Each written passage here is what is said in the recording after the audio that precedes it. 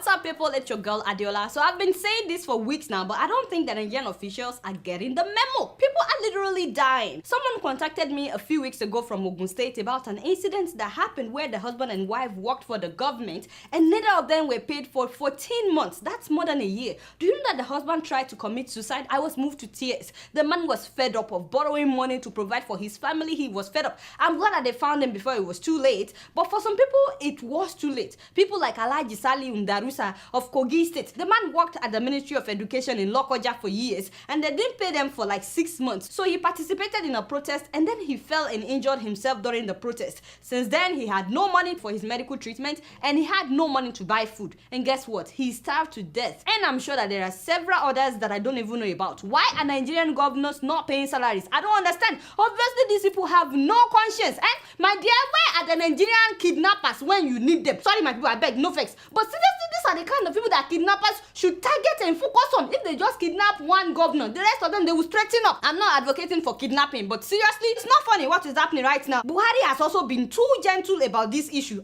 Sebi, he said that they've recovered $9 billion. At least take $1 billion and set up food pantries, set up soup kitchens all across the country because people are starving. You keep fighting corruption, you keep arresting people, which is great, but your child is telling you that he's hungry and you are telling him, don't worry, I'm saving for your future. If people die while we are fighting corruption, what use is the corruption fight to dead people? Does this make sense? People are hungry and Buhari is silent. Yes, we are recovering money. Great. Let's use this money to feed people. People are hungry. Pay their salaries. In fact, the man is silent about too many things. One pastor's wife was recently hacked to death in Abuja. They cut the woman's head while she was preaching in the morning. Neighbors were saying that policemen did not do anything until all the Muslim men that had been threatening this woman moved out of the neighborhood. Although I'm very happy that they were later arrested and jailed, but Buhari still did not say anything. Not only that, a Catholic church was attacked by more than 200 Muslim men in Niger State near Abuja. They destroyed the church for having a service on Friday. They said that Fridays are for Muslims.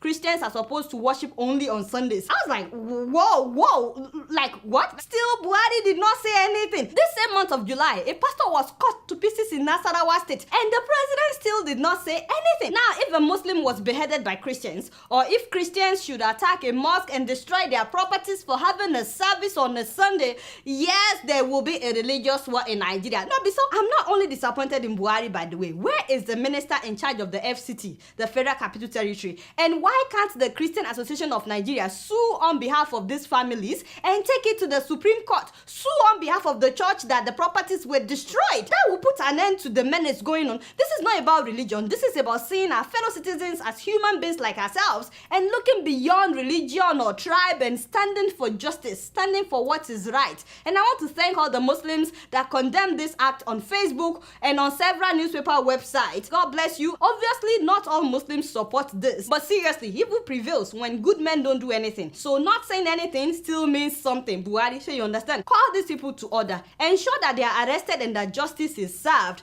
If not, I will be honest with you guys, we're setting ourselves up for a religious crisis in Nigeria and it will not be pretty. You guys don't know much. Guess what? I'm just keeping it real. So last week, I decided to visit the Nigerian embassy here in New York because I heard that it's been more than a month since the air conditioner broke down. Hey, father! Boy, I was so ashamed of myself when I got there. Okay, so the embassy doesn't have windows and there's no cross ventilation in the 21-story building. It's a glass building and it's designed to only rely on air conditioner for air. I saw people standing outside waiting for their passport. I was like, this is not right. They said it was too hot for them to stay inside. One woman showed me her baby, a new baby. His arm was covered with rashes. She said, my dear, there was no rashes on this baby when we left this morning. I said, hey, whoa. Everyone coming out of the embassy that day, they were all sweating. Meanwhile, it was very, very hot that day. It was 93 degrees here, 93 degrees Fahrenheit. That's about 32 degrees centigrade. So these people were hot inside and then they were hot outside again. So I went in and as soon as I stepped inside the elevator, I'm telling you, I wanted to run back. In fact, this one, Koledo, he chickened out. Shut up. You think I won't tell them? He chickened. The boy ran back outside. I was the only one that went inside the embassy. I beg, put up the photo of the 8th floor. Hey, my people, this is the 8th floor, by the way. hallway where people were supposed to wait for their passport to be processed. I'm telling you, it was empty. It was empty. They had one standing fan like this, very old. Even if you dash call it the wall, he would not take it from you. The thing did not help at all. It was blowing heat. First of all, when you enter the Nigerian embassy, let me just say that yes, it looks good on the outside, but when you get inside, it's like you are back to Nigeria, as if you are in one of those Nigerian ministries. You know those offices where they don't send, where the elevator has not worked in years and stuff. That was how it looked. I thought I just transported myself back to Nigeria that day without flying. In fact, if you want to go to Nigeria without flying, just come to the Nigerian embassy in New York. You will be in Nigeria.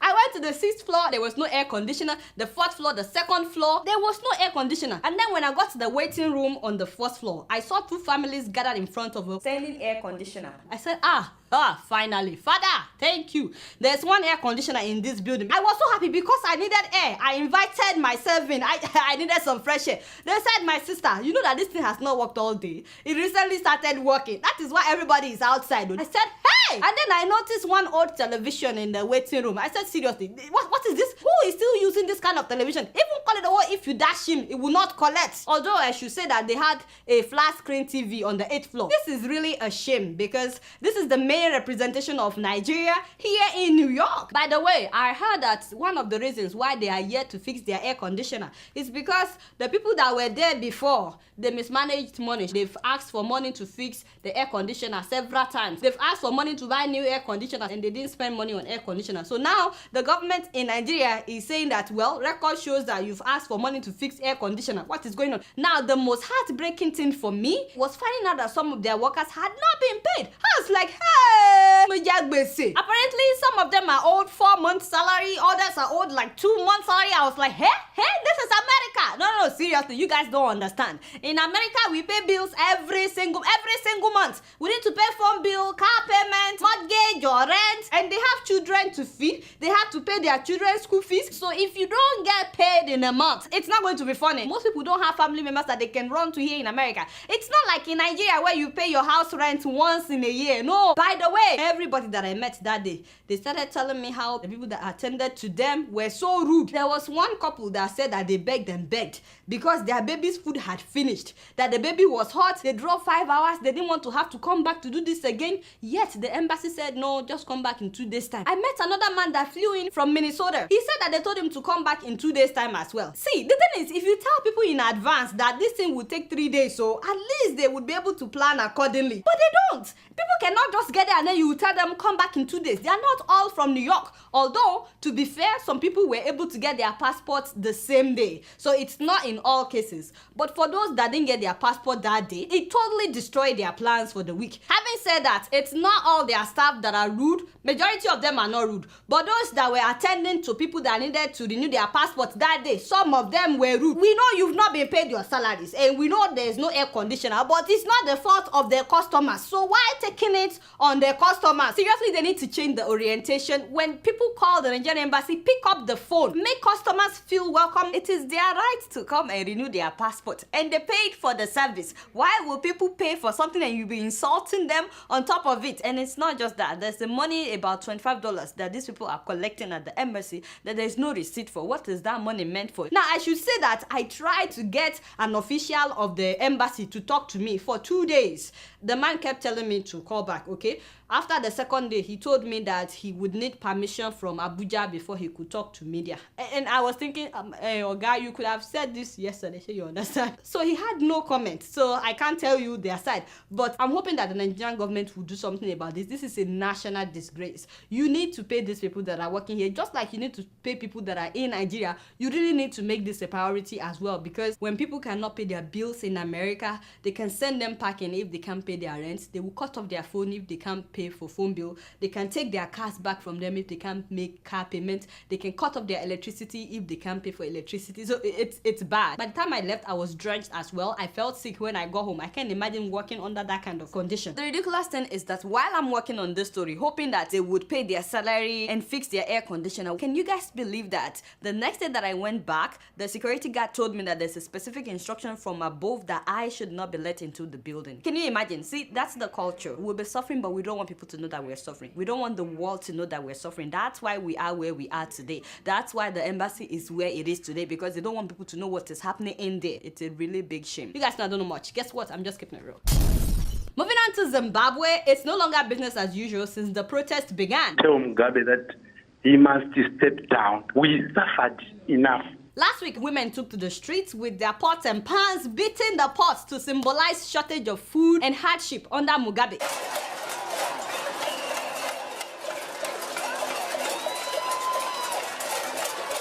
Thank you. Kudos to these women. I really admire their bravery, considering the fact that not long ago, police were harassing protesters. And it's not just the women. Street vendors also protested. Keep in mind that many of them are actually school graduates. They just couldn't find a job. I was so sad when policemen came out in huge numbers, shooting tear gas at these people, harassing them. It was bad. You would think that it's a war.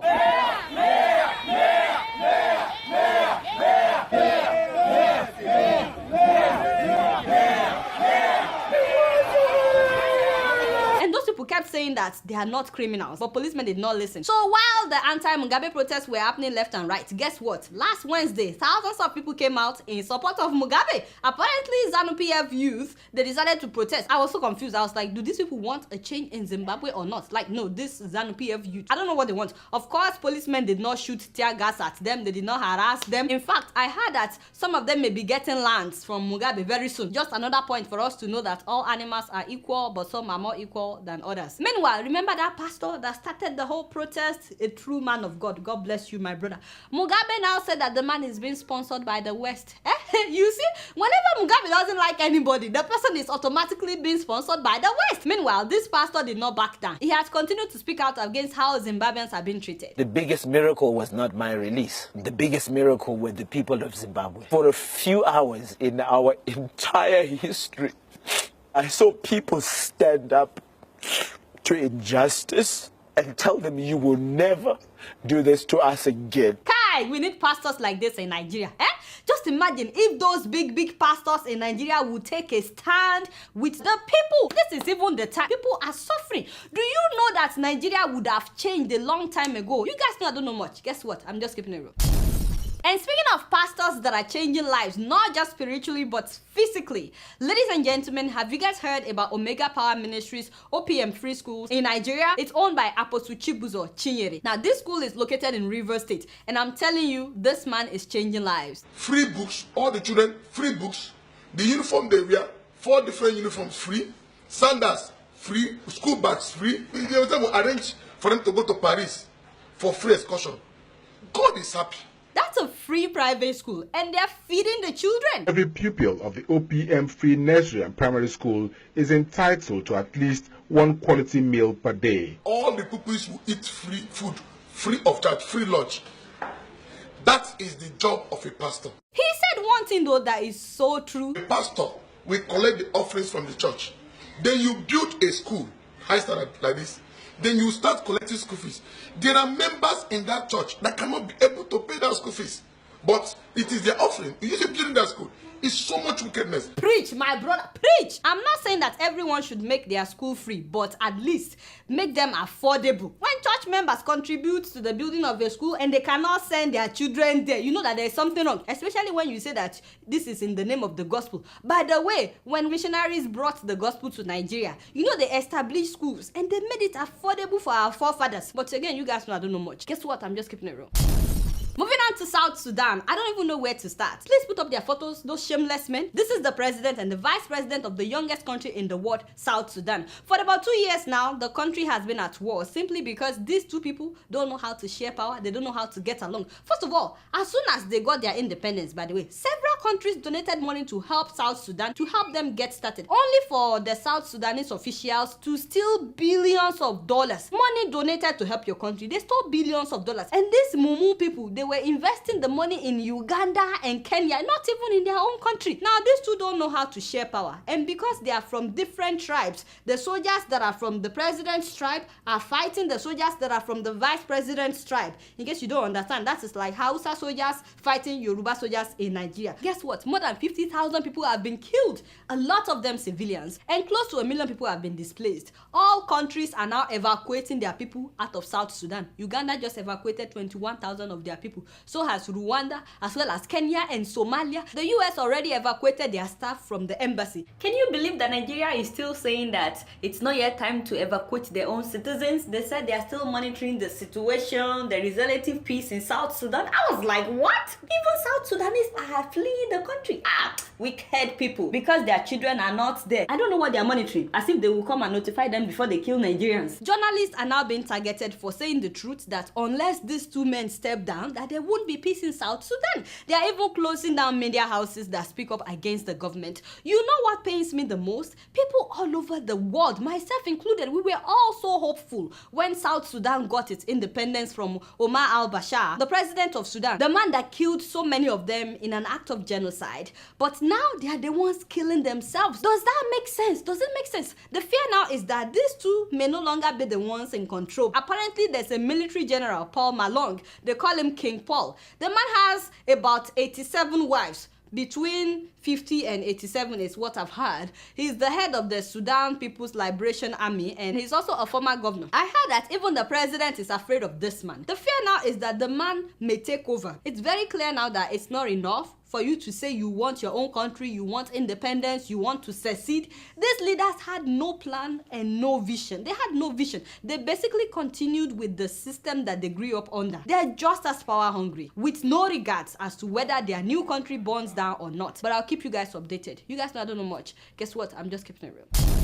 So before I leave today, I like to read some of your emails, and the first one is from someone that asked to remain anonymous. He said, "Hi Adeola, there's a situation in Olodi, Apapa, Lagos. Water Corporation has not provided water to private homes in a year. Wow! Yet they bring water bills. I spend 2,500 naira on water every 4 days. Please help us." Whoa, these people don't have water yet they are bringing them water bills. Nigeria. Also, the Lagos Waste Management Authority is harassing my house. They keep bringing bills and we have never used their service. How can I deal with them? My street name is Prince Tajudin. I am so sorry to hear this. This is just ridiculous. Bringing you bills for services that you did not enjoy. I don't know how you can deal with them. I think getting the story out maybe would help. Hopefully somebody is watching that could help your neighborhood, and please let me know how it goes. The next email is from Abdul Ahmed Babalola. He says, "Hi Adeola, this is just to let you know that I always enjoy your shows. May Allah's guidance and protection be over you and your family. One love." Oh, thank you so much, my brother. I really appreciate that. I'm glad that you're enjoying the show, and thank you for writing.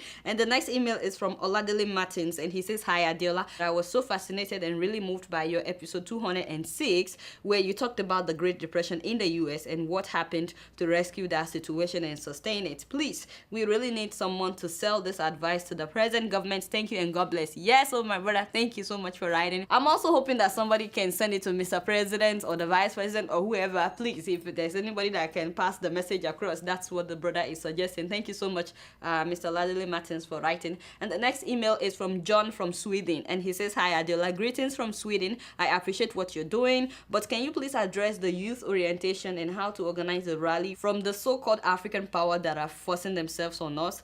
Thank you so much, my brother. You're absolutely right. One of the main reasons why I do this show is to change people's orientation, people's mentality, the whole idea of not questioning those in power, to tell people anybody and everybody should be able to make our leaders accountable because they are supposed to represent us. So they should be able to do what they are elected or selected or appointed to do. So hopefully watching this show can change people's orientation, but I'll keep talking about it. Thank you so much for writing. And the next email is from David Fadari, and he says, "Hi Adeola, this is a senator earning so much money and he's sleeping on duty," and he sent a picture of the senator. Okay, this is sad. This is sad for real though. Nigerian officials need to wake up and smell the coffee. It is a new day. These people are getting paid millions. If you can't do the job, just tell us you cannot do the job. And then he attached another picture, and he said that this is the picture of a Nigerian ambassador sleeping at the UN in 1960. Can you imagine? This is terrible. This is such a shame. And the last email is from Tola Bello, and he says, "Hi Adeola,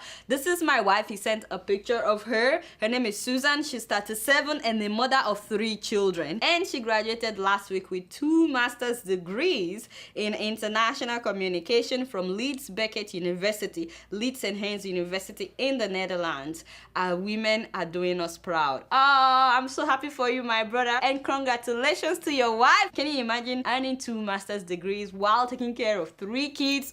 Huge kudos to this lady. We're so proud of you. Thank you so much for making us proud, even in the Netherlands, and I'm very sure that your husband is so proud of you. You probably didn't know that he sent me this email, but congratulations to your family. We're so happy for you guys. Alright guys, that's all the time that I have for emails today. Please keep sending your emails to adeola.keepingitroll@gmail.com.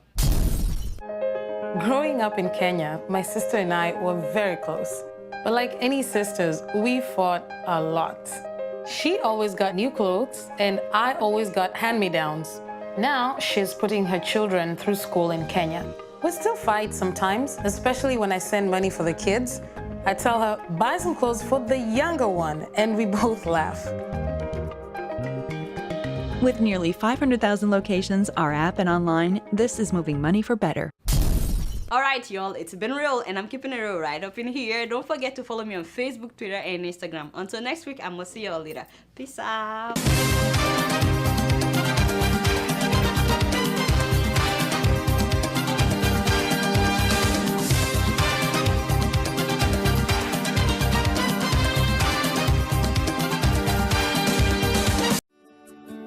Welcome to Forstview Luxury Hotel. At Forstview Luxury Hotel, we offer excellent service. Our rooms have all the necessary facilities to make your stay comfortable and memorable. You will also have access to internet service, breakfast, 24-hour power supply, full air condition, free international calls, free tire pumping service, and free car battery charge. So what are you waiting for? Quickly visit Forstview Luxury Hotel. We are located at #1 Adeola Mishile off Raji Rasaki Road, First Estate, Amuwo, Odofin Festac, Lagos. For more information or reservation, please call us on 08075787135 or 08099900601. You can also take advantage of our online ongoing promo at www.forceviewhotel.com to make your reservation and payment for your favorite room, which attracts a discount rate. Please note, rooms are reserved based on first come, first serve. Forstview Luxury Hotel. Experience the home of comfort. They come.